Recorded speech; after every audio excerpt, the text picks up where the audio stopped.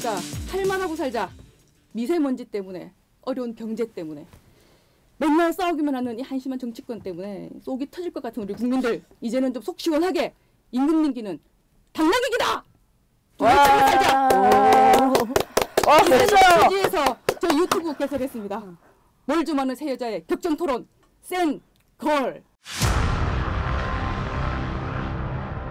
경기 뭐 고용 지수 이런 것들이 최악을 그리다가 2월에 무슨 일인지 이 깜짝 반등을 했어요. 그래서 지금 뭐 대통령께 보고되기를 경기가 살아나고 있다.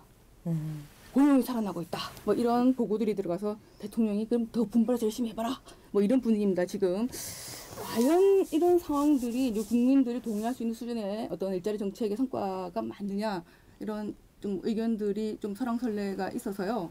일단 오늘은 먹고 사는 문제부터 좀 얘기를 해보겠습니다. 강 변호사님. 네, 제가 먼저인가요? 큐시트상으로는 황보 의원님. 제가 먼저. 2월달 고용 통계로 이제 그 구직자, 그러니까 취업자 수가 26만 3천 명이 는 걸로 돼 있어요. 그래서 우리 이제 경제부총리께서 이 고용 시장이 이제 뭔가 좋아지고 있다. 이걸 뭐 대통령한테 보고를 하고 아주 긍정적으로 평가를 하시는 것 같은데, 저는 그런 인식을 갖고 있는 그 장관이라면 정말 자질이 없는 거 아닌가. 지금 실제 이 바닥 정서랑은 완전히 다른 얘기를 하고 있는 거거든요. 이 뭐 언론에서도 많이 보셨겠지만 들여다 보시면 그 노인 일자리 사업 한 25만 명에 준하는 노인 일자리 사업을 보통 우리가 이제 정부 예산 내려오면은 한 3, 4월 달에 돼서 노인 일자리 사업을 하는데 이걸 조기 집행했어요. 1월 달부터. 그러다 보니 2월 달에 이게 이제 그 고용 그 통계에 잡혀가지고 취업자 수가 증가한 것으로 되어 있는데, 실제 뭐 그 제조업이라든지 우리 또 그 도소매업 뭐 이런 쪽에서는 전부 다 고용이 감소하고 있어요. 제조업뿐만 아니라 우리가 그나마 일자리 지수를 뒷받침하고 있던 건설업 쪽에서도 2016년 8월 이후에 처음으로 지금 감소세로 돌아서서 이번 2월달 통계에 17,000명 일자리가 준 것으로 그렇게 나오거든요. 근데 뭘 보고 지금 고용 여건이 좋아졌다는 겁니까? 결국 이게 이제 노인 일자리 사업을 세금으로 일자리 만들어가지고 지금 떠받치고 있는데, 워낙 그 앞에 이제 바닥을 치다 보니 그렇게라도 하려고 조기 집행을 한 거고, 이 아이러니하게 조기 집행을 하다 보니까 실업률이 0.8% 떨어졌어요. 그거 왜 그러냐면 1월 달에 이 노인 일자리 사업이 뜨니까 노인들이 구직 활동을 하려고 신청을 하지 않았겠어요? 근데 25만 명, TO가 25만 명이니까 거기서 구직을 못 하신 분들이 실업자 수로 잡힌 거예요. 그래서 실업자 수는 전년도 1월 대비 0.8% 지금 더 실업률이 높아진 것으로 나왔거든요.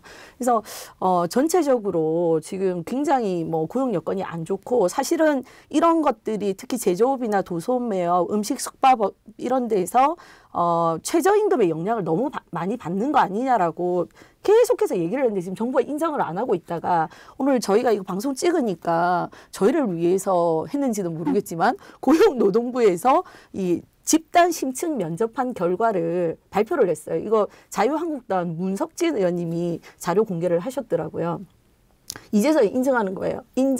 한 거예요. 최저임금 때문에 이렇게 취약한 업종의 경우에는 고용에 영향을 받은 것 같다라고 이제서야 지금 인정을 했어요. 그리고 이걸 이제 보고서로 작성해가지고 4월 달에 보고한다고 하거든요. 그래서 고용 상황이 뭘 기준으로 지금 정했다는지 모르겠어요. 우리가 네. 이런 걸 한 거를 안 거야, 정부가. 그러니까. 빨리 우리 훌륭한 또 자유한국당 문석진 의원 누군지는 모르겠지만 또 이거 또 타이밍에 맞게 오늘 아침에 신문에 딱 나와줬더라고요. 정부가 겁난 거지. 이제 우리가 이제 새 여자가 이제 이렇게 날뛸 걸 알고 빨리 우리 정리하자. 빨리 정리한 거지. 자, 강 변호사님. 뭐 통계라는 게 뭐 맞는 거죠, 그죠? 그 통계에 대해서 부정할 바는 아니고, 이제 사실 아까 노인 얘기하셨잖아요. 노인이 이제 단순 뭐 알바처럼 다 소비되고 있다라는 말씀이. 이 양질의 일자리가 아니죠. 노인 일자리 사업이라는 거. 근데 이제 노인 일자리 우리 1년에 30만 명씩 노인 늘어나시잖아요. 60세 이상 노인들, 60대 이상 노인들. 그러면 결국은 노인 일자리가 만들어져야 되는 건 맞고, 그게 계속 일자리에 나와 있는 중요한 요소가 될 거고 상수가 되겠죠. 네, 이제. 노인 일자리는 필요하다고 생각해요. 그리고 그 노인들, 다시 또 입장으로 노인들을 보면 노인들이 풀 패키지 52시간 근로시간제를 적용하는 그런 사업장에 갈 수 있을 것인가. 그러니까 결국 어떻게 보면 이렇게 잘했다는 게 아니라 그런 노인 일자리가 많아지는 것도 어쩔 수 없는 거 아닌가. 그래서 그 숫자를 뭐 교묘하게 속이면 안 되죠. 그걸 뭐 일자리가 늘어난 것처럼. 그러니까 노인 일자리 규모가 전년도에 비해서 더 는 것도 아니에요. 다만 전년도와 비교했을 때 25만 명 비슷한 수준이에요. 다만 이게 이제 집행 시기를 당기면서 일단 그 정부로서는 실적을 내야 되니까 어차피 할 사업을 빨리 땡겨가지고 취업자 수를 인위적으로 끌어올리는 거라는 거죠. 그러면 다른 30, 40대 일자리가 사실상 다 줄어들었어요. 거의 뭐 12,000명, 17,000명 규모로 다 줄어들었는데 그걸 지금 노인 일자리로 커버해서 전체적으로 일자리가 취업자 수가 늘었다. 이렇게 지금 얘기를 하고 있는 것이기 때문에 들여다보면 이것은 실제 정부에서 돈 들여가지고 일자리 만드는 거는 얼마든지 돈만 들이면 할 수 있는 거거든요. 그리고 그걸 시기를 땡겨서 했기 때문에 분명히 이 노인 일자리가 10월달 되면 끝나요. 10월달 끝날 때는 아마 이 취업자 수가 또 확 떨어질 거예요. 그래서 허수가 있다는 거죠. 저는 이제 이런 생각을 합니다. 지금 문재인 정부가 2017년 5월 9일 당선돼서 지금 만 2년이 채 안 됐죠. 지금까지 일자리 예산 쏟아부은 게 54조입니다. 저희가 굉장히 제가 언론에서 일하면서 문제 제기를 많이 했고 그 당시 민주당 야당에서도 많이 문제 제기했던 게 이명박 정부의 4대강 사업.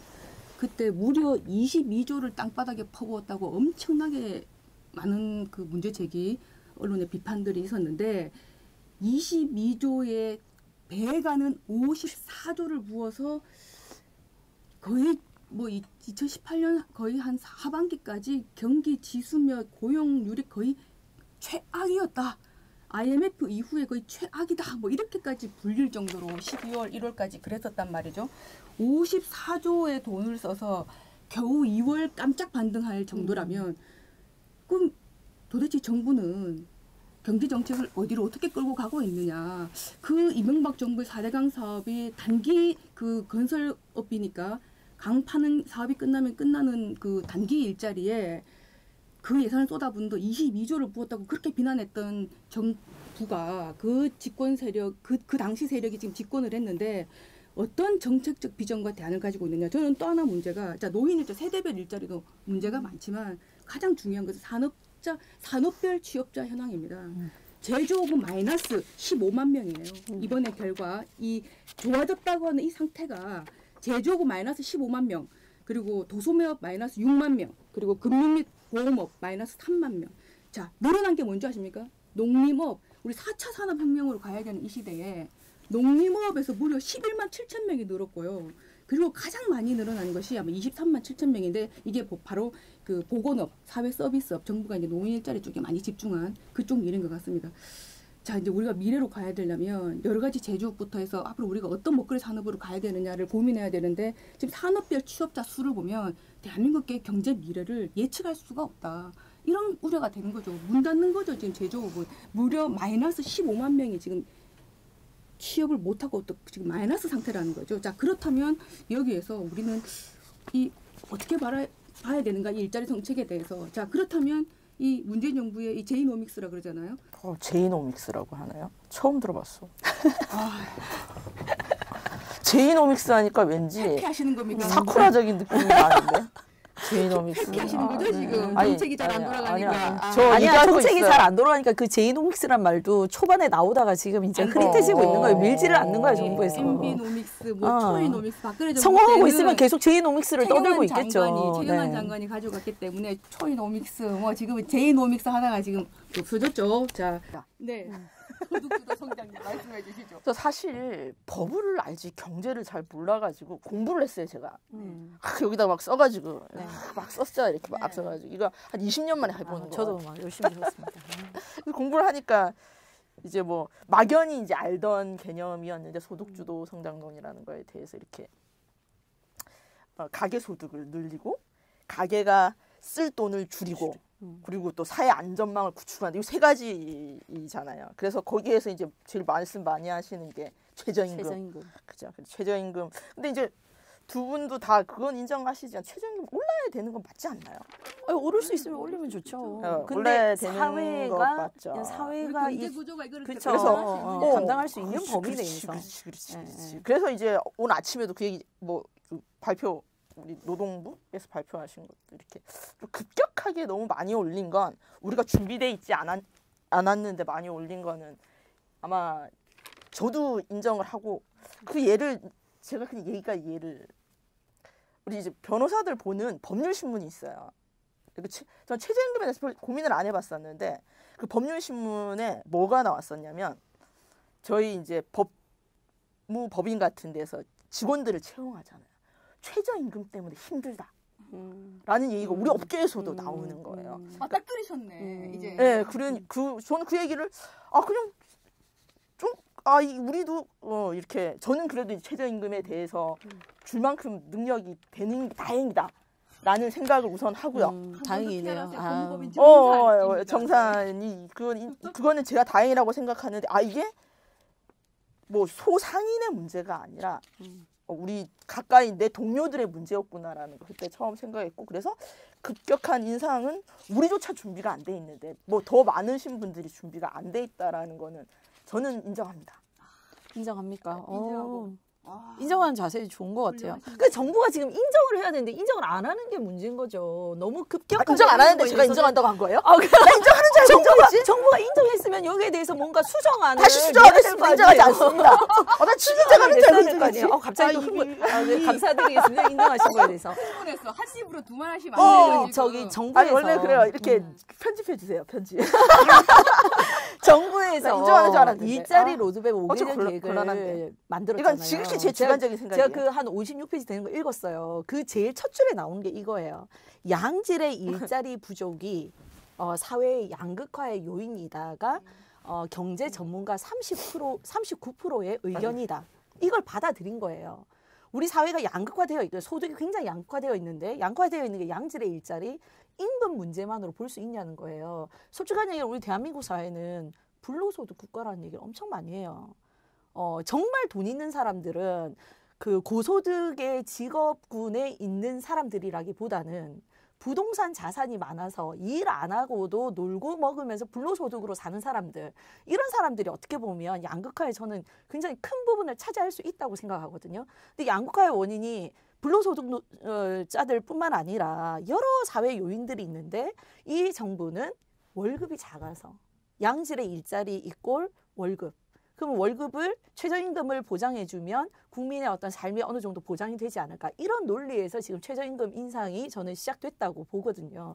그리고 이 자료에 이런 게 있어요. 2000년도부터 2016년도까지 기업 소득은 255% 증가했는데 가계소득은 138% 증가했다. 이게 뭐냐? 똑같이 일을 해요. 기업 사용주도 일을 하고 노동자도 일을 하는데 실질적으로 이제 기업이 더 많은 이익을 가져갔다 이거예요. 그렇기 때문에 기업이 더 많은 이익을 갖고 가는 것을 근로자들에게 나눠줘라. 이걸 인위적으로 최저임금 인상을 통해서 지금 조정을 한 거거든요. 근데 이제 정부 기준으로 하면 최저임금을 인상해주면 양질의 일자리가 더 많아져야 되는 게 사실인데 제조업 하시는 분들 특히 우리 이제 퇴직하면 제일 쉽게 차리는 게 뭐 프랜차이즈 그 자영업 하지 않습니까? 치킨집, 편의점 차리잖아요. 편의점이나 치킨집 같은 경우에는 가격을 내 마음대로 올릴 수가 없어요. 그 가격 결정권을 내가 갖고 있는 게 아니에요. 프랜차이즈 본사가 가지고 있지. 근데 그 상황에서 임금이 올라가니까 벌어들이는 건 똑같은데 이 사업주 입장에서는 부담이 증가될 수밖에 없죠. 그럼 자연스럽게 어떻게 되겠어요? 직원을 잘라야죠. 아니면은 시간을 줄여서 쓰겠죠. 죄송한데 이거는 의원님 말씀이 틀렸다는 게 아니라 비유가 약간 다른 것 같아요. 양질의 일자리, 최저임금 지금 뭐 165만 원 받는 자리가 어떻게 양질의 일자리? 175만 원. 175만 그러니까 원. 양질의 일자리의 마지노선을 최저임금으로 지키겠다는 거죠. 네. 대기업들은 뭐 최저임금의 대상이 아닌 일자리들이고 다 아니에요. 그 대기업들도 지금 계약직 뭐 최저임금 맞춘다고 굉장히 예산 짜는 게 힘들다고 그러더라고요. 아니, 저는 일단 최저임금을 인상한다. 저는 동의합니다. 왜냐하면 저도 할 예, 수만 있다면 올려주는 건 동의해요. 최저임금을 올려야만 우리나라의 이 경제 구조에 있어서 아주 그 어려운 뭐 일하는 뭐냐면 노동 시장 자체가 비정규직도 많고 시간제도 많고 뭐 이렇게 예를 들어서 그런 안정되지 않은 일자리가 많기 때문에 최저임금을 올리는 부분에 대해서 뭐 돈 있으면 많이 주고 싶죠. 100% 동의합니다. 그런데 문제는 그런 거예요. 이제 거슬러 올라가서 대통령 선거 때로 올라가면 한 맺힌 얘기가 좀 되겠는데 아 열받아. 2017년 대통령 선거할 때 토론회 할 때 그 안철수 대표가 얘기했던 게 그거예요. 임기 내 5년 동안 최저시급 10,000원을 만들겠다. 대한민국 근데 당시에 그 심상정 의원이 정의당이지 않습니까? 의원과 문재인 대표 대통령 당시의 후보는 임기 당장 내년에 10,000원 만들겠다 그랬어요. 근데 안 대표가 뭐랬냐면 안철수 후보는 그럼 대한민국 경제가 이거 견디지 못한다. 자 여기서 대한민국의 정치 경제를 이끌고 갈 리더는 국민의 먹고 사는 문제를 해결해야 할 리더는 대한민국 경제 구조를 잘 알아야 되는 겁니다. 저는 그래서 그게 정치가 경제를 좌우하기 때문에 중요한 문제인데 우리나라 자영업자 비율이 얼마나 되시는지 아십니까? OECD 37개국 가운데 우리나라가 6번째로 많아요. 25.4%, 미국 6%, 일본 10%, 독일 10.4% 뭐다 이런데 우리는 지금 25.4%나 되고 저 멕시코, 터키, 칠레 뭐 이런 나라들 다음으로 그나마 소득 3만 불을 이야기하는 나라에서 지금 25.4%가 가는 나라 대한민국밖에 없어요. 자영업자가 이렇게 많은데 예. 지금 우리나라가 그 최저임금을 받아서 뭐 이렇게 힘들다고 하는데 그분들의 돈을 주는 사람들이 그 사람들의 소득을 생각해야 돼요. 지금 이건 소득주도 성장론이라고 말하지 않아요. 혹자는 그 경제학자들 중에 이렇게 얘기합니다. 정부가 말하는 소득주도 성장론은 틀렸다. 지금 현재 정부 정책은 임금주도 성장론이다. 왜? 자영업자 25%는 소득이 줄었는데 어떻게 소득이 주도가 할 수 있습니까? 소득이 주도가 안 되는 거죠. 임금 주도 지금 정책이다. 그렇게 하다 보니까 대기업에 이게 고용 부담이 생기니 정부에서 당장 현대 자동차 얼마 전에 나와 수소차 만들면서 전기차 만들면서 생산 라인을 쫙 줄이는 거예요. 왜? 그 차들은 이게 가솔린 차처럼 이게 정교하게 뭘 하지 않아도 된대요. 안에 구조가 달라지는 거지. 그 노동자 수를 확 줄인다는 거예요.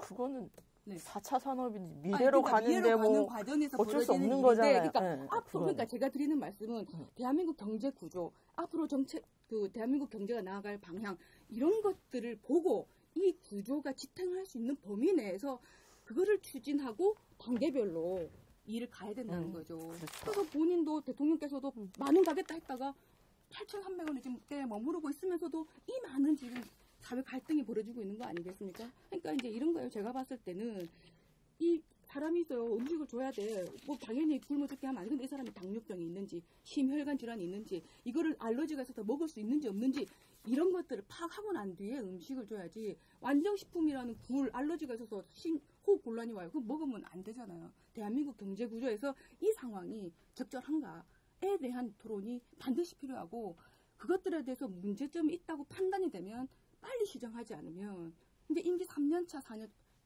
정권 5년 중에 마지막 한 해는 대통령은 아무도 밥도 안 먹여준다. 그래서 그럼 제가 먹어드리면 침새시장 공원 제가 먹어드리면 뭐 그건 자신 열심히 있어요. 네. 그렇기 때문에 제가 두 분 매시고 가서 먹을게요. 안 갈래다.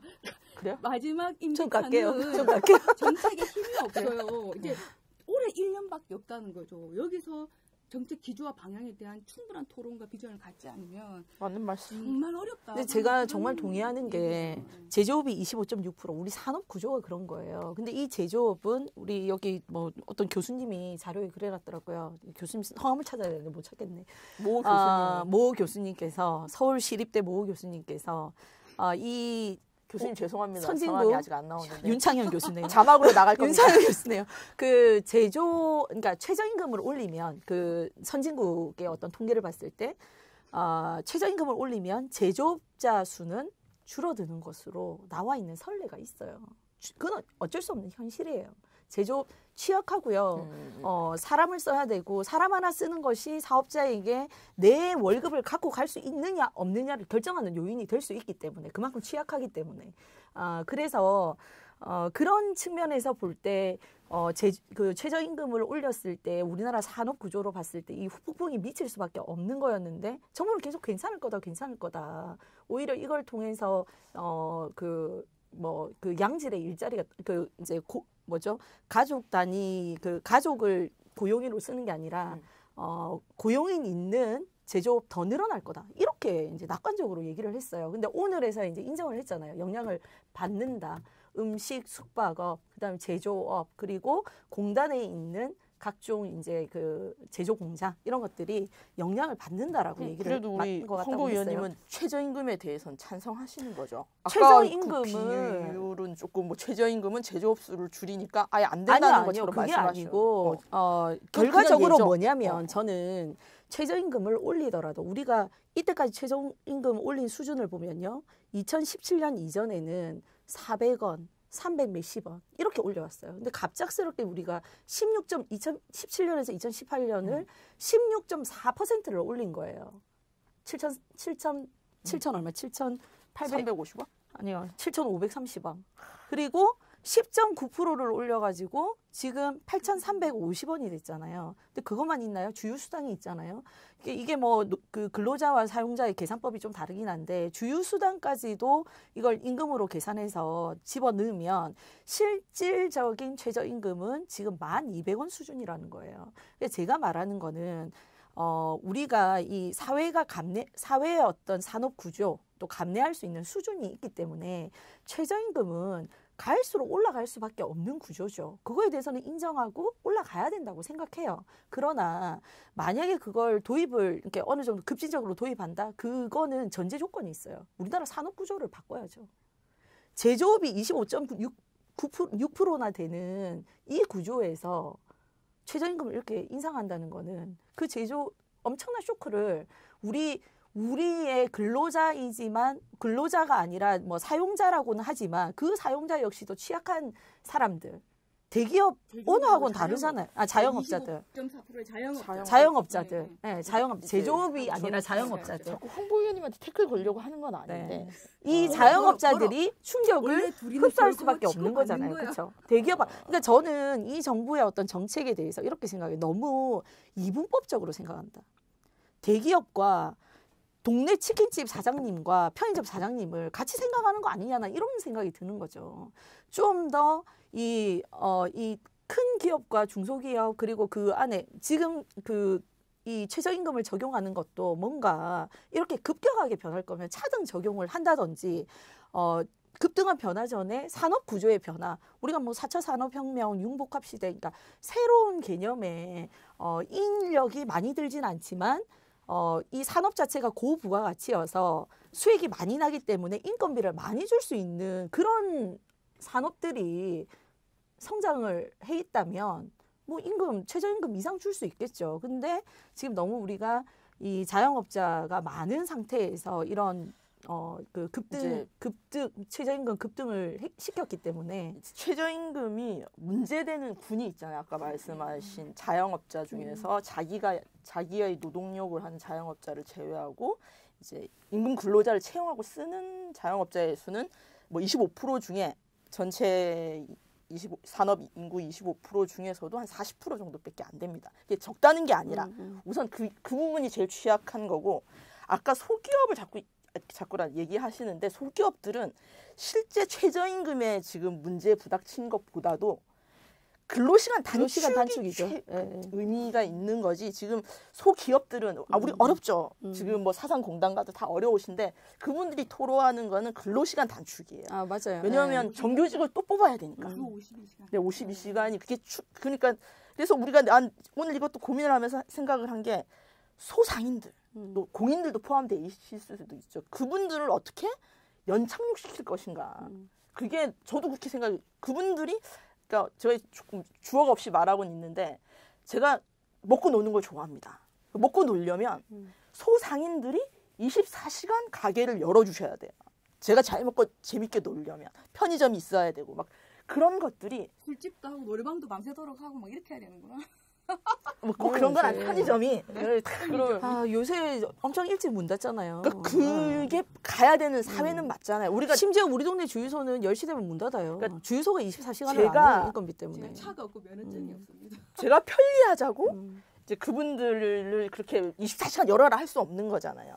예, 그래서 그런 것들을 저도 지금 부족하게 아직 이해가 더 깊거나 발견을 하진 못하지만 우리 사회가 이 소상인들 지금 제일 어떻게 보면 임금 근로자보다 더 어려우신 소상인들에 대한 보호가 더 필요하다. 아까 황보 의원님이 편의점 주지 말씀하신 것처럼. 네. 그래서 그런 해결책이 그거 어떻게 하실 거예요? 여당에서 어떻게 하실 거냐고. 지금 뭐 3월달에 결과가 보고서가 나올 건가?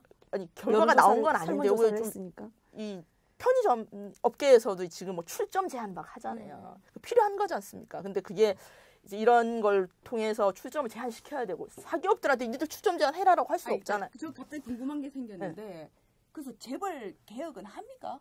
이런 혁신 성장. 아니 재벌 개혁은 여러 가지 의미가 있잖아요. 그래서 저는 문재인 정부가 들어서면 사실 박근혜 정부는 재벌과 너무 정경유착에 가까울 정도의 문제가 돼서 LCT. 그리고 또 LCT는 왜 뜬금없는 아니 LCT는 재벌도 아니, 아니지. 창조경제라는 난 LCT만 꽂혀가지고. 아니 창조경제. 창조경제라는 그 모토가 지역을 나눠서 그 기업들 다 짝지를 지어줘요. 부산 롯데였잖아요. 그래서 이제 뭘 산업을 좀 융숭하게 해봐라. 뭐 취지 한번 잘해보시려고 하셨겠지만 또 어느 나라 정부가 잘하고 싶지 못하고 싶겠어요. 그렇잖아요. 잘하려고 했으나 결과적으로 광주 쪽은 조금 성과가 있었는데 부산은 거의 성과가 없고 오히려 더 나빴던 것 같고 그 지역별로 편차가 좀 있긴 해요. 근데 이제 당시에 재벌들과 정권이 이제 권력이 굉장히 많이 가까웠고 그 재벌들 뭐 국민연금 통해서 사실 조금 죄송한데 이게 일자리랑 관련이 있나요? 아니 왜냐하면 자영업자들이 힘든 이유가 이 프랜차이즈들 업체 대기업들이 다 갑질을 하잖아요. 갑질을. 그러니까 맞아. 이 재벌들을 개혁하는 것은 또 문어발식 사업 확장을 하면 안 돼요. 무슨 대기업들이 두부까지 만들고 콩나물까지 만듭니까? 그거는 중소업체 주거나 그냥 집에서 콩나물 키워서 팔게 해줘야 되거든요. 근데 심지어 우리 부산 오뎅까지 다 대기업이 다 들어와 있잖아요. 오뎅 만들기, 두부 만들기. 그런 문어발식 사업 확장을 못하게 좀 막아주고 프랜차이즈에 대해서 공정하게 할 수 있도록 갑질 못하게 하고 그게 재벌 개혁의 핵심 아닙니까? 그것만 했으면 시급 이렇게 올렸을 때 최저시급 시급을 이렇게 올렸을 때 그 편의점이 전 난리는 아닐지도 몰라요. 가격 결정력에 대해서 어쨌든 그 자영업자들, 소상공인들이 권한이 없는 경우가 많다는 거예요. 빨리 재벌 개혁을 좀 하라고 하세요. 근데 그처럼 하다가 뭐 가다 말다 가는 게 맞아요? 재벌 개혁? 그럼 재벌 개혁은 어떻게 하는 거예요?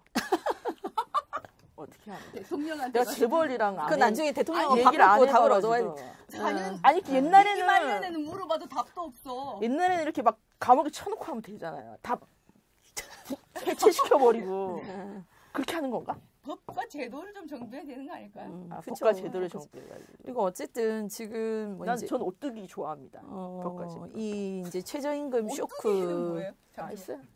다 아는 얘기인데 오뚜기. 오뚜기 사랑해 오뚜기. 사랑해. 오뚜기 회사에서 협찬 기업? 들어와도 오뚜기에서 오뚜기에서 그 청와대에서 간담회 할 때 그때 뭐 햇반 하고 진라면 햇반. 그 착한 기업으로 착한 기업 오뚜기. 근데 이제 그럼 난 옛날처럼 막 이렇게 하는 거 아니니까 어떻게 해야 되나? 그거에 대해서는 다음번에 또 다시 한번 재벌 개혁이 재벌 돼서 개혁. 지금도 뭐 재벌 개혁. 아니, 저는 그런 거는 의미가 있다고 오뚜기를 봐요. 위주로 하죠. 아, 오뚜기를 위주로. 대한항공 같은 경우에 조양호 이 엄청난 영향을 행사하고 있지 않습니까? 그래서 뭐 그런 부분에서 저는 국민연금이 다 우리 돈인데 어떤 재벌들의 어떤 사익 편취 또 제대로 된 경영을 못하고 그 조씨 일가들의 한 행태를 보면 연일 뉴스를 장식하는 거 보면 정말 깜짝깜짝 저거를 국민연금으로 다 저렇게 먹여 살리고서 날 생각 드니까 화가 나잖아요. 근데 거기에 대해서 국민연금 우리 돈인데 어떤 정부가 그렇게 영향력을 행사하는 거 저는 그거는 의미가 있다고 봐요. 그런 걸 좀 더 하든지 뭘 좀 재벌들에 대해서 그들도 경영에 최선을 다하고 도덕 경영, 윤리 경영 그리고 자기들의 어떤 사업의 어떤 그 구조를 뭐 개선하기 위한 노력, 자체 경영 혁신 이런 데 집중하게 해야지. 그 진짜 이 꼬시래기치 살 뜯어먹듯이 그 요만한 동네 빵가게까지 다 뺏어가게 하는 이런 형태의 사업들을 못하게 해야 된다. 저는 그런 생각을 가지고 있는 거죠. 진짜 제가 하고 싶은 말씀을 딱 하신 거예요. 아니 그런 거 원래 하기로 했잖아. 민주당 정부가 재벌 개혁 한다면서요. 이제 하고 있으니까 잘할 거예요. 그럼 이제 제가 하는 게 아니라 최저임금하고 그 52시간 단축 근무, 뭐 단축 근무, 근로시간 단축에 대한 거는 어쨌든 이제 이 정부가 이 고용 문제 개선, 국민의 삶의 질 향상, 근로조건 개선 위해서 이제 크게 두 개 이제 받아들인 건데 사실상 뭐 이 현장에서 특히 뭐 공단 내 제조업 이런 데서는 나 일 더 하고 싶은 사람들도 있다는 거예요. 일 더 하고 싶은데 52시간에 묶여서 할 수가 없네. 그리고 애들 키우려면 월급 한 푼이라도 잔업해가지고 수당 좀 받아서 보태야 되는데 그걸 못하니까 뭐 52시간 그 근로시간 단축하니까 뭐 저녁에 문화가 있고 뭐 취미 활동하고 더 풍요로운 사회가 되는 것처럼 얘기를 하지만 실상 그분들 현실에서는 저녁에 뭐 합니까? 대리운전합니다. 대리운전. 그러니까 저는 이런 거예요. 52시간 단축 그 근로시간 단축 좋다 이거예요. 근데 그것도 개인의 선택에 의해서 좀 하면 안 되나요? 좀 이게 아니 이게 약간 이 노동시간은 그러니까 이게 이제 그 언제까지 시행을 하되 좀 이제 이 적용하는 시기를 계도하고 이렇게 하는 것이 좋다라고 제시를 하고 거기에 좀 적응해서 뭔가 그 가게도 그렇잖아요. 집도 그렇죠. 가정 살림도 갑자기 수입이 줄어들면 그에 맞춰서 살기가 힘들어요. 저도 시원 월급 받다가 지금 반백수 되니까 살림한테 계속 빵꾸 나요. 적응 시간이 필요해. 적응 시간이. 근데 이거를 너무 급격하게 적용을 하다 보니까 가게도 살림을 줄이고 그에 대해서 하다못해 와이프가 이게 소득이 줄어드니까 부인이 어디 나가서 알바라도 찾을 시간이 있어야 이게 유지가 되는데 그게 안 된다는 거예요. 그러니까는 한많은 가장들이 저녁에는 대리운전 알바를 뛰어야 된다는 거 아닙니까? 그치. 그리고 제가 그 최저임금 관련해서도 제가 이 백수가 되니까 참 많은 걸 느껴요. 당장 이제 나도 뭘 해야 되는데 뭘 하나 차려볼까? 뭐 이런 생각을 하거든요. 차리기가 망한다니까. 아니 근데 차리기가 너무 두려운 거야. 왜냐면 조그만한 가게 임대 얻는 것도 요새 뭐 임대료 너무 올라가지고 장사를 하려면 되는 데다가 몫을 잡아야 되잖아요. 되는 데는 임대료 너무 비싸요. 그럼 거기 인테리어 해야 될 거 아니에요. 평당 있잖아요. 인테리어도 한 300씩 줘야 돼요. 그러면 한 20평 구한다 생각하고 임대료 낸다 생각하면 적어도 1억 이상 투자를 해야 돼요. 근데 1억 투자해가지고 언제 그 본전 뽑겠습니까? 근데다가 나 혼자 지키려면은 24시간 지켜야 돼. 24시간 영업해라며. 24시간 못 지키지. 저는 이제 그거 그러면 나 이제 그거 반대. 사람을 고용을 해야 되는데 내가 하루 종일 거기 매여 있지 못할 거 아니야. 그러면 한두 명을 채용을 해야 되는데 인건비 무서워서 못 하는 거예요. 자, 유지하려면 한 달에 5, 600 사람 하나 쓰면 지금 174만 45,150원, 175만 원이라고 하겠습니다. 월에. 그 한 명 인건비에 월 임대료 줘야 되고 재료비 들어야 되고 그러면 내가 시원할 때 제가 430만 원을 받았습니다. 430만 원을 집에 가지고 가려면 얼마를 벌어야 되냐? 1,000만 원, 800에서 1,000만 원을 벌어야 돼요. 무슨 자영업 아이템을 가지고 한 달에서 800에서 1,000만 원을 버냐고. 그러니까 시중에 저희 자영업 하셨다가 지금 잠깐 쉬시는 분들, 제가 이렇게 왔다 갔다 하는 그 구역 내에 이렇게 그 망한 책방이 하나 있어요. 그 중고책을 잔뜩 지고 계시는 어머니가 계셔요. 이분이 그러시더라고. 나도 뭘 하나 하기는 새로 이걸 뭐 리뉴얼을 하든 뭘 하나 차려야 되는데 인건비 부담이 너무 많고 부산도 지금 땅값이 올라가지고 임대료 너무 비싸니까 투자를 해야 되겠다라는 욕구 자체가 안 생긴다는 거예요. 차라리 벌어놓은 돈 까먹고 살지. 연금 받은 걸로 아껴 쓰면서 살지. 새로운 걸 하고 싶지가 않대요. 그러니까 경기가 급속도로 얼어붙기 시작하는 거예요. 또 의원님이 말씀을 많이 하시니까 자꾸 제가 궁금한 게 자영업은 줄어야 되는 게 대전제잖아요. 지금 자영업자 숫자가 너무 많아요. 그러니까 아니 이 줄문 좋죠. 대신에 그러니까 그 사람 굶어 죽을 수 없으니까 좋은 일자리들을 만들면 그게 이제 그렇죠. 줄어야 된다는 건 아니지. 자연스럽게 그러니까 뭐 최저임금을 올렸으니까 자연스럽게 줄어들 수밖에 없는 구조겠죠. 이 OECD 뭐 많이 자료 나오잖아요. 우리나라 자영업자 비율이 탑이고. 그러면 이 정부에서는 4차 산업혁명을 위해서 제가 뭘 하는 거예요? 제가 그 얘기 아니라 얘기하고자 하는 거는 그 어르신이 이제 돈을 까먹고 계신다. 근데 자영업 진출을 못한다. 아니 제가 말하는 건 그러니까 뭔가에 투자하고 새로운 걸 시도하려는 그거를 제일 잘 안 하는 게 대기업이잖아요. 줄어들고 있다는 대기업이 뭐라고 IMF 지나고 나서 20배가 늘었다며 사내 유보금이. 그러니까 투자는 사실은 대기업이 해야 되는 거고 그걸 드라이브를 걸어주는 게 또 정부 정부가 역할이죠. 해야 되는 일이라고는 생각합니다. 그래서 근데 아까 지금 대기업이 돈 쓰나요? 돈 안 쓰잖아요. 이번에 근데 돈 안 쓰는 요인을 뭐라고 생각하세요? 대기업 투자 안 하는 이유? IMF 겪고 나서 돈으로 기업의 돈놀이 하는 속성도 거 좀 아니에요? 있는 것 같아요. 속성도 좀 있는데 나는 이 정부의 어떤 이 정부한테 정맞기 싫은 것 같아요. 그리고 이제 세계 이 경제도 너무 좀 불안정하고 우리나라 경제도 너무 불안정하고 그리고 뭘 하기에는 대기업도 인건비 부담 같은 게 너무 많기 때문에 다 관망하고 있는 거죠. 요번에 대기업도 관망하고 있고 뭐 SK랑 일반 해가지고 시민도 한 관망하고 150조 뭐 투자한대요. 어디에 뭘 하시는 거예요? 이 자료 이렇게 뒤지는 건 편집해 주세요. 괜찮아요. 다 봐야 돼요. 우리가 무슨 아니 이게 안 내가 보니까 되게 헛소리 좋은 좋은 얘기라서 제가 네. 이거를 얘기를 하고 싶은 아니, 게 그런 사례들이 많이 있어야 돼요, 사실은. 이게 편집한다고 예상하고 제가 할게요. 엄청 좋은 내용이었는데 편집 안 해줄 건데. 천천히 찾으세요. 얘기하고 있으세요. 아니 뭘 얘기를 해서 빨리 찾아. 얘기하고 있어. 이거 어디 근데 갔지? 이게 양질의 일자리가 늘어야 되는데 나 이 통계 막판을 위해서 제가 이 통계 네. 얘기할게요. 이 통계를 보고 내가 참 가슴이 아팠어요. 구직자 취업 의향에 대해서 잡코리아에서 설문조사를 했어요. 비정규직으로도 일할 수 있다. 58.7%. 희망 급여보다 다소 낮아도 일할 수 있다. 58.1%. 복지 근무 조건이 기대 수준에 못 미쳐도 일할 수 있다. 58.4%. 이 설문조사에 응한 사람들 10명 중에 6명이 비정규직이거나 월급이 기대치보다 낮아도 복지 근무 조건 따위가 없어도 취업하고 싶다는 거예요. 고학력자 그 대학원 졸업 이상의 구직자들도 52%가 비정규직이라도 괜찮다. 이게 나 이거 보고 너무 슬펐어요. 지금 우리 고용 상황이 SK가 뭘 어떻게 이 정도 수준이구나.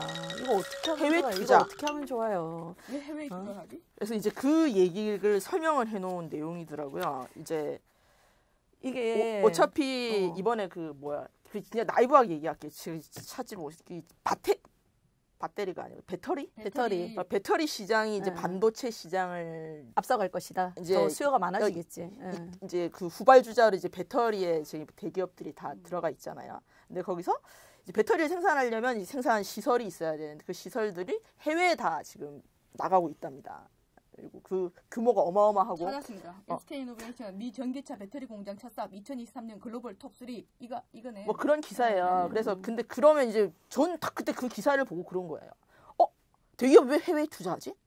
우리나라에 투자해야지. 뭐 용인에서 클러스터 만드는 것처럼 하이닉스 지금 아니 그 LG였나 만드는 것처럼 해야 되는데 근데 딱 그 다음 내용이 그건 거예요.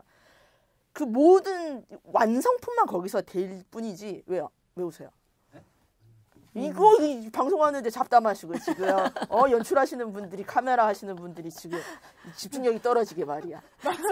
그래서 그래갖고 완성 부품 그러면 그 모든 나머지의 어떤 산업들이 다 국내에 있대요.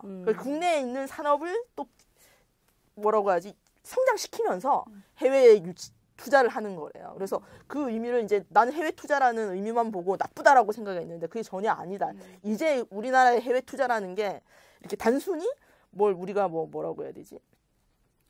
원자재를 파는 나라가 아니라 가공된 것들을 거기에 파는 거죠. 그 해외인 투자한 공장에. 우리 원래 가공무역 아니에요, 우리는. 근데 자원이 없기 때문에. 우리는 항상 유치해서 뭔가를 했는데 우리가 해외에 투자를 하는 겁니다. 그 투자라는 게 우리의 생산성을 높일 수 있는 계기라는 거지. 그래서 그거 보고 내가 대기업을 좀 칭찬해 줘야 되겠다는 생각을 했었어요. 처음에는 실망하다가 이게 제가 자세히 설명을 잘했는지 모르겠는데 그러니까 기사들을 보니까 미국 조지아에 투자한다 이렇게 돼 있는데 여기서 이제 의혹 제기 하나 이 대통령이 트럼프 만나러 갈 때 대기업 회장 다 데려갔잖아요. 그러니까 몇 조 유치해 주기로 했거든. 그 하나의 계획이 아닌가 생각이 들고 역시 이든 아니든 간에 제가 네. 지금 이 기사만 봤는데 그런데 딱 뜬 생각이 좀 들고 너무 이렇게 음모론적으로 생각하지 알았어요. 마세요. 오케이 긍정적으로 긍정적으로 보는데 이제 저는 이런 생각이에요. 우리가 이제 김대중 대통령이 IMF 때 이제 이 경제 위기 탈출하기 위해서 이제 했던 게 신용카드. 물론 사고 터져서 노무현 정부는 3년 동안 카드만 막았다 하더라만은 여튼 그런 것이랑 혹은 IT 벤처 이쪽으로 굉장히 많이 붕시켰잖아요. 그러니까 이제 그래서 이명박 정부는 그다음 들어서 뭘 했냐면 4대강 강이라도 파자 이래가지고 돈 뭐 경기 부양을 해야 되니까. 근데 이제 문재인 정부는 그런 어떤 그 기업들이 투자할 수 있는 곳, 투자할 수 있는 미래 산업 이런 것들에 대한 방향성 제시가 좀 필요하지 않았나. 그런 부분들이 좀 약하다. 그래서 그런 경제팀들이 청와대 경제팀이 그런 거시 경제를 바라보거나 그런 또 국가 미래 4차 산업 이런 것들을 공부해서 비전을 가진 사람들이 들어가 있느냐. 지금 그렇지 않다. 장하성 실장도 그렇고 지금 김수현 실장도 그렇고 뭐 제가 알기로는 경영학자들이 경제학자가 아니다. 그래서 거시 경제를 보는 눈들이 좀 좁고. 그런데 지금 우리 카카오 택시 현안에서 봤지만 눈앞에 지금 4차 산업 급격한 변화는 코앞에 와 있는데 이거 이제 이 정치가 이거를 수용하지 못하면 여기서 규제의 장막이 네. 정치가 돼버리면 우리는 나중에 어떻게 되냐면 이런 말이 있어요. 4차 산업 시대에 대해서 딱 두 가지로 나눠요. 간단하게. 바꾸거나 바뀌거나 내가 스스로 공부해서 내가 스스로 바꾸거나 혹은 외부 요인에 의해서 어쩔 수 없이 이 변화에 내가 바뀜을 당하거나 바뀌게 되거나 우리는 이렇게 가다간 후자죠. 바뀌게 된다는 거죠. 근데 지금 늦지 않아도 지금이라도 정부가 이런 어떤 미래를 바라보고 좀 공부한 인재들을 찾아다가 같이 토론하고 여야가 없어요. 자유한국당도 책임이 있어요. 탄핵될 만큼 문제가 있었다는 거죠. 지금 얼마나 편한지 몰라. 바른미래당, 국민의당. 집권을 안 해봤기 때문에 비판받을 일이 없어. 일단 이런 거 얘기했어요. 자유롭게 얘기합니다. 우리 좀 저는 하려고 그래도 바른미래당 하다가 가고 싶진 않아. 대통령이 탄핵되시는 바람에 자유롭지만 나는 우리 바른미래당 좀 가고 하려고 싶지 하다가 않아. 탄핵되시는 바람에 우리 안타까워. 어떻게 될지 몰라. 있어봐봐. 안타까워. 가고 싶지 않아. 잘할 수 자유로- 있었는데 말이야. 난 자유를 나는 포기하겠어. 그래서 집권해보지 않아서 자유롭게 비판합니다만 여튼 이런 부분들에 대한 좀 정당을 초월한 어떤 국가 미래를 고민하는 이런 분들이 좀 필요할 박수 텐데 쳐드리고 싶어요. 청와대의 경제 컨트롤 타워는 코드 인사 뭐 전진행 의원이 가셔야 돼요. 정말 이런 거 실력을 빼야 된다. 보고 그렇죠, 이제는 네, 국가 경제 미래 문제는 설계를 다시 해야 되는 거죠. 좀 그런 네. 고민들이 필요하다. 근데 나는 그렇게 쉽게 바뀔 것 같지가 않아요. 대통령님을 네. 좀 만나서 얘기 좀 해주세요. 쉽게 바뀔 것 같지가 않아요. 본 적이 없는데. 편지 쓰세요. 정명희 북구의 구청장 편지 썼잖아. 구청장이시니까 편지를 읽어주지. 내 편지를 아니 왜 무슨 소리야. 뭐 타당하면 아니, 읽어주지. 부산시 어. 법률 자문을 맡고 있고 그렇지. 유튜브, 센 거래에서 네, 아주 유튜브 채널에 아주 맹활약을 하고 네, 있는. 이걸 한번 보내볼게요. 센 녹화한대요. 센 거래에서 맹활약을 하고 대통령이 있는 보실 수 있도록 강민정입니다. 편집해 주세요. 부탁드립니다. 부탁드려요. 내가 너무 까이면 대통령이 안 그럼 보실 나 수 영애 있으니까 때문에 어떡하지? 우리 박수 쳐라 지금. 좋아. 이런 거 편집해가지고 이렇게 이게 협치야. 그러니까. 이렇게 해서 대화를 좀 네, 마련하자. 그래. 편지 써. 내 편지 동영상 써가지고 편지. 의원님 요새 시대가 어떤 BH에 시대인데 보내줄게 내가. 종이에다 편지를 쓰고 있냐. 이게 영상으로 확 해가지고. BH 가면 나 잘 맞아. 보고 잘 그래서 부탁드립니다. 이 시간이 많이 지났기 때문에 이제는 조금 정부가 방향성을 고민할 시점이 아닌가 저는 이렇게 보고요. 그래서 뭐 한번 얘기해 주시죠. 어떻게 방향으로 가는지. 전 이제 산업 전반에 대한 네. 거는 모르고 네. 사실은 제 개인적인 생각이에요. 이게 일자리라는 게 우리 주제니까 일자리를 뭐 아까 얘기한 뭐 저는 저 소상인님들께는 되게 사장님들께는 죄송스러운데 이제 소상인 이제 이런 자영업자가 이렇게 어쩔 수 없이 숫자가 줄어들고 그게 도태라는 표현으로 이렇게 설명이 되면 안 되고 연착륙이라고 고급지 연착륙이 돼야 되는 게 우리 당면한 사회의 가장 큰 과제라고 생각을 하면 그걸 어떻게 해결할 것이냐의 문제에 있어서 이제 이거는 많이 들어보셨을 거예요. 공공 일자리 아까 얘기한 퍼주기라고 얘기하실 수도 있어요. 그런데 우리가 OECD 국가 중에 평균의 절반이거든요. 보통 20%가 넘어요. 공공 일자리 비율이. 그런데 우리는 10%도 안 돼요. 그러니까 공공 일자리를 좀 퍼주기라고 할지라도 만들어서 이 소상인들이나 이런 사각지대에 있는 분들을 연착륙 시켜야 된다? 나 이의제기. 나 거기에 이의제기. 자, 우리 동네에 나는 그러니까 동네를 많이 다녔기 때문에 우리 동네에 혼자서 이렇게 조그마한 식당 하나 하시는 할머니 계세요. 혼자서 하면은 그냥 한 달에 살아갈 정도 한 150만 원, 200만 원 버실 수 있어요. 그리고 조금 더 거기서 나아가면 이제 왔다 갔다 하니까 알바하는 아줌마 한 명 해가지고 이제 설거지 해가면서 이렇게 하실 수 있어. 근데 이분도 인건비 부담되니까 못 하시는 거야. 혼자서 하시는 거야. 설거지는 못 해요. 바쁜 시간에. 설거지는 막 이만큼 쌓아 놓으셔. 그러다가 힘에 부치시니까 그만두세요. 그러면 그분들을 연착륙 시키기 위해서 한 달에 20만 원 받는 노인 일자리 사업으로 연계를 하는 게 그게 연착륙입니까? 이해가 잘 안 되는데 그게. 아니요. 공공 일자리라는 건 과연 소상공인들이 여기서 최저임금의 압박을 견디지 못하고 52시간 근로시간 단축 압박을 견디지 못하고 그 이후에 이들에게 어떤 연착륙 방법이 있는지를 나는 진짜 그러니까 지금 정부가 말씀하신 대안 제시를 공공 못하는 것 일자리에 같아요. 대한 오해가 약간 있으신 것 같아요. 지금 어떤 오해요? 지금 딱 얘기하신 거잖아요. 지금 노인 일자리 만드는 20만 원 알바를 만든다라는 그런 근데 실제 일자리 지금 창출이 공공 아니에요. 일자리들이 대부분 그런 식의 설계예요. 그러니까 그리고 장기간 하는 게 아니잖아요. 그 다 계약직이에요. 1년짜리 계약직. 우리 청년 일자리 사업 같은 거 하는 것도 말이 좋아 청년 일자리 사회적 기업에 뭐 그 회사에서 자부담 10% 하고 정부에서 90% 지원해 준다 해가지고 보내요. 1년짜리 알바예요. 그것도 1년 안에 그 저기 퇴직금 줘야 되니까 딱 설계 자체를 11개월로 해놨어. 11개월. 그게 양질의 일자리라고 거예요. 하는 거를 네. 이제 그런 뭐 단기 알바라고 볼 수 있지만 거의가 복직에 그렇죠. 들어가면 알 수 거의가. 있잖아요. 복지 쪽은 네. 대부분 공공 일자리가 아닌 경우들이 많습니다. 그리고 뭐 특히 말하는 우리 사각지대에 있는 복지사들 많으세요. 뭐 단기간이든 무슨 프리랜서든 그런 걸 우리가 공공 일자리화 하자는 공공부문 일자리 81만 개 늘린다는 그 속에 그러니까 들어가 있는 그런 거죠. 걸로 가야지 되지 않겠나. 근데 여기에도 함정이 있어요. 보세요. 누가 이게 그 기사에 났더라고. 뭐 일자리에 뭐 틸레마 해가지고 공공 일자리를 81만 개 늘려요. 그럼 어떻게 되겠어요? 공공 일자리라는 거는 그 뭐 일시적 알바가 아니라 퇴직금 나오고 정년 보장되는 소위 말해서 요새 젊은 사람들 세대들이 가장 선망하는 그 공직 아닙니까? 그렇죠? 공무원에 준하는 직업들, 공공기관이든 뭐 정식 공무원이든.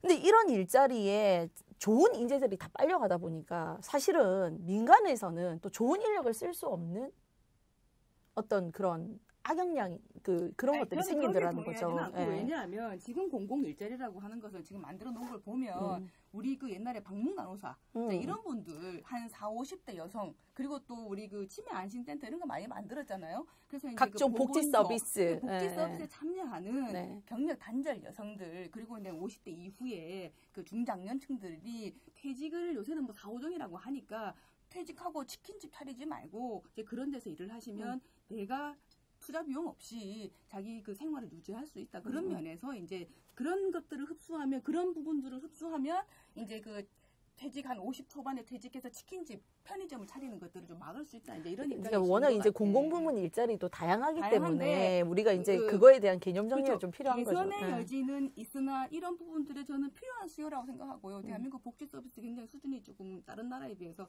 현격히 떨어져 있기 때문에 정부에서 이런 대신에 이제 이걸 제가 그 논문 쓰느라고 시간 선택제 공무원 막 열심히 공부하고 있는데 그 전 세계적으로 이제 그런 어떤 공공 부분에서 그런 일들을 많이 하잖아요. 하는데 우리도 복지 수준을 조금 더 높이고 단지 이것을 일과 함께 그 연결시켜서 그러면 이제 정부도 어차피 필요한 일들을 해야 되는 거니까 옛날에 민간 위탁 줬던 이런 일들도 많았지만 이런 것들을 좀 흡수해서 또 좀 괜찮은 일자리를 만들어서 그 퇴직을 하신 분들이 한 노동 연령을 한 60대 초반까지 본다면 한 10년 정도 자연스럽게 퇴직을 준비할 수 있는 그런 어떤 여유를 주는 것, 그런 정책들을 설계를 잘하는 게 저는 중요하다고 생각합니다. 그래서 그런 일을 왜냐하면 박근혜 정부도 그걸 시작했었어요. 시간 선택제 공무원이 경력 단절 여성이나 50대 그 퇴직 이후에 퇴직할 수 있는 한 5, 6년 정도 시간이 좀 임금을 받고 일을 하는 게 좋잖아요. 그래서 이제 그런 걸 준비했는데 공공 부분에서 그런 부분들 잘 설계해서 하면은 뭐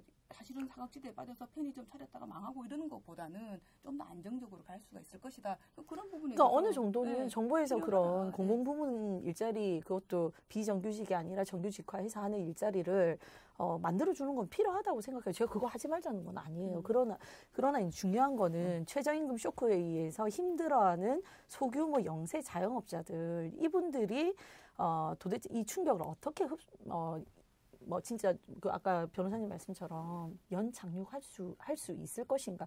사실 그게 뭐 우리가 그런 것들을 또 다 함께 머리를 맞대서 뭐 정치 영역에 있는 사람들이니까 방법을 찾아야 되는 것이고 또 정부에서도 최저임금제나 뭐 52시간 근로시간 단축 이런 부분들이 분명히 뭔가가 생각했던 것과는 달리 시스템에 문제가 생긴다고 했을 때 그걸 빨리 받아들이고 대책을 마련해야 되는데 모르겠어요 아직까지는. 근데 그 기획재정부 장관께서 이제 기자가 오늘 뭐 심층 면접 해가지고 사업장별 그 최저임금 역량조사 결과 나온 거에 대해서 뭐 그러면 최저임금을 업종별로 차등 지급할 생각이 있느냐 이렇게 질문을 했는데 그건 아니다. 또 이렇게 선을 그었다 하더라고요. 이게 그냥 선을 끌 문제인지 아니면 또 이제 4월달 보고하고 나서 정부에서 어떤 대책을 수립할지는 모르겠지만 이게 이때까지 제가 느낀 문재인 정부의 어떤 자세는 우리가 그 소득주도 성장을 하려고 했고 그 핵심이 최저임금의 어떤 그 증가와 함께 맞물려 있기 때문에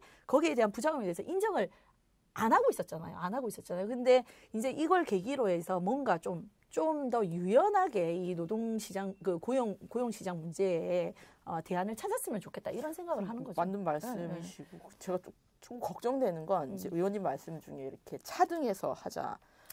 이게 참 좋은 말이잖아요. 어떤 카테고리를 잘. 그런데 그것도 그게 답인지는 모르겠어요. 위험한 게 그러나. 누가 차등을 기준을 그렇죠. 만드냐는 그렇죠. 거야. 그렇죠. 그게 누가 신이 계셔가지고 야 차등은 요렇게 해라고 하는 절대적인 걸 딱 주면 차등이라는 말이 저도 인정을 할 수 있는데 그게 아니니까 그리고 이게 물러설 수가 없는 거예요. 줬던 걸 어떻게 한다는 건 물러설 쉽지 수가 않고. 없는 거야. 것이기 때문에 이 차별을 그러니까 제가 하나 또 기본권으로 가면 네. 해소해요. 안 돼. 맞아. 물러설 그리고 수가 없어. 하나 어떻게 누가 하나 제가 또 지적을 하나 짚고 넘어가고 싶은 것은 우리가 이제 각종 위원회들이 있잖아요. 위원회들이 있으면 그 위원회의 어떤 그 중립성이랄까 독립성 이런 걸 위해서 민간 위원들 선임을 많이 해요. 사실 이제 최저임금위원회에도 보면 그 이제 사용자 측 위원들, 그다음에 근로자 위원들 9명씩 각각, 그다음에 공익위원이라고 있어요. 여기는 이제 사회 전반에 뭐 교수님들도 들어가 계시고 뭐 이러겠죠. 저는 그런 생각을 해요. 참 정부가 바뀌면 그 어떻게 보면 민간인들이잖아요. 정부 그 위원회가 민간인들이잖아요. 노사의 입장이 박근혜 정부랑 문재인 정부랑 뭐가 그렇게 달라졌을까? 완전히 달라지지. 아니 근데 보세요. 민간위원이라고 했다면 그간의 스토리 왜 우리가 최저임금을 그간 급격하게 못 올리고 수차례 뭐 몇 프로 3, 4% 뭐 6%, 7% 올리면서도 파행이 되고 몇 차 회의를 하고 이렇게 정했었는데 정부가 바뀌고 나서 정부 정책이 탁 바뀌니까 이 민간위원들도 거기 다 따라가. 기업하시는 분대로 눈치 봐가지고 정부 기조대로 따라가고, 노동자들이야. 그분들을 무시하는 발언이신 아니요, 것 같은데. 아니요. 아니 저는 이거 항의 들어올 수 있으니까. 항의 들어도 상관없습니다. 한 만납시다. 대기업 총수들 한 만납시다. 경총 무역협회 대표들 한 만납시다. 저는 그렇게 생각하지 않습니다. 난 그게 그분들이- 상식적으로 합리적으로 생각하면. 그들은 거의 유사해요. 그 구성원들은. 물론 공익위원들은 또 이 정부와 가깝냐 정부와 가깝냐의 차이가 있을 수 있어요.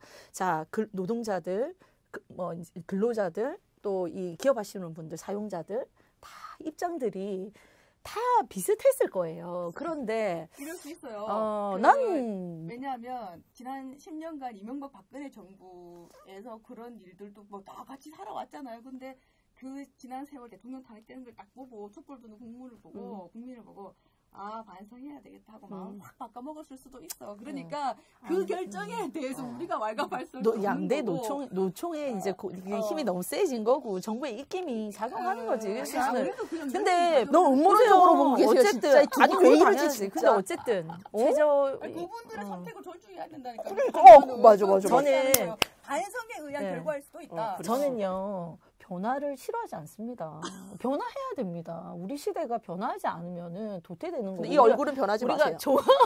지금 얼굴 상태 좋아요. 우리가 종의 기원에서 보듯이 인류가 변화하지 않았으면 지금 우리가 있을 수 있습니까?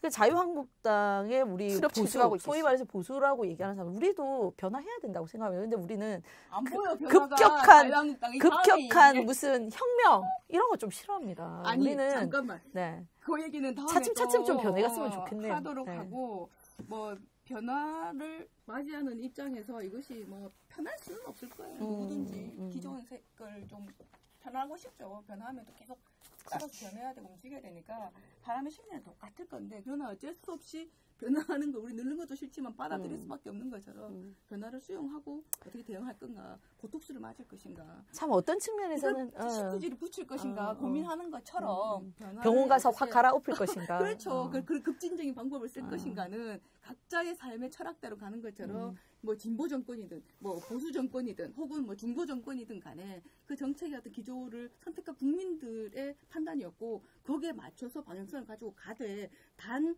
어떤 문제제기, 건강하고 합리적인 비판 그리고 대안 찾기 위해서는 조금 문을 열고 같이 하면 좋겠다. 뭐 이런 생각을 가지고 있습니다. 저는 너무 중도적으로 합리적으로 얘기하죠.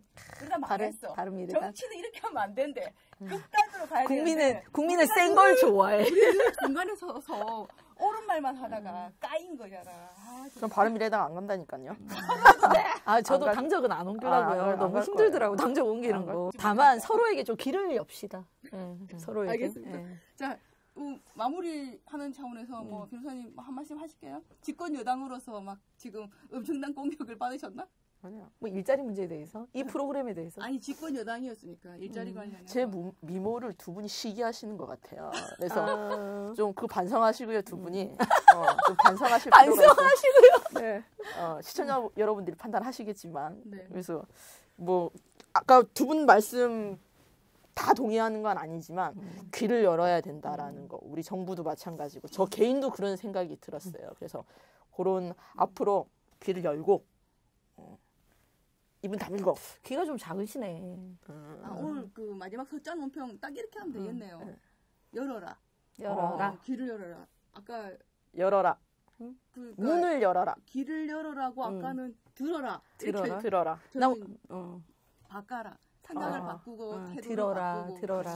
그렇게 하면 지금 제가 다시 들어라. 편집해서 제가 세 마디 뭐였지? 석자 논평. 석자 논평. 부산식 석자 논평. 자, 이렇게 돌아가겠습니다. 네, 네. 제가 말씀드리겠습니다. 들어라.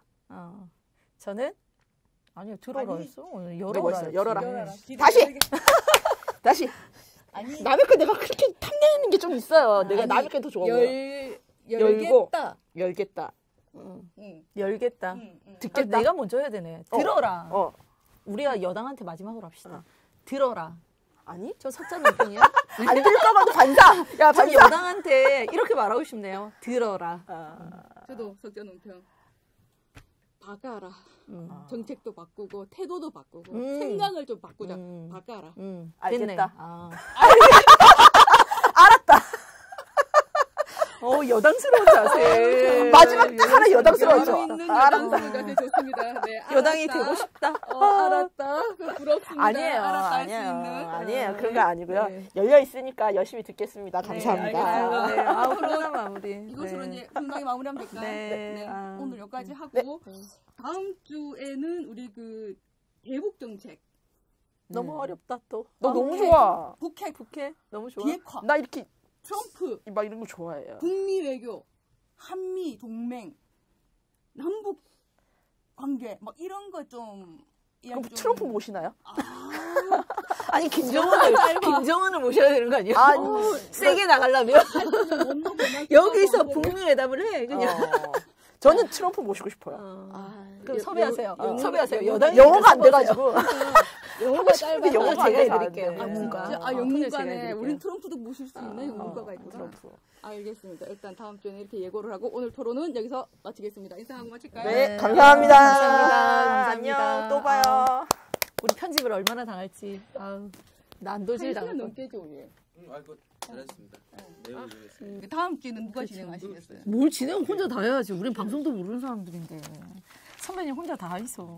우리는 그러면 수익금에서 돌아가면서 밥 사기. 우리는. 우리 당에다 욕 먹으면 안 되다. 아, 나는 막 하다 보니까 용어가 있잖아 사실. 아니야. 이게 유명해지면 과거 거다. 맞아. 무식한 것 이러면서. 그때는 무식해지만 지금 내가 변해가지고 무식해졌다 이러면 되지. 야, 내가 무식한 게 죄야. 지금 유식해졌으면 되지. 과정에 있는 건데. 성장 중이야 나는. 사실은 이거 뭐 하는 거 당연히 나 얘기도 안 하고. 저도 얘기 안 얘기 했어요. 안 했어. 나도 얘기 안 했는데 누구 전화를 받으셨나봐요. 다들 또 전화 오신 거야. 아니 당에서 예뻐하네. 전화해주고 하는 거 보니까.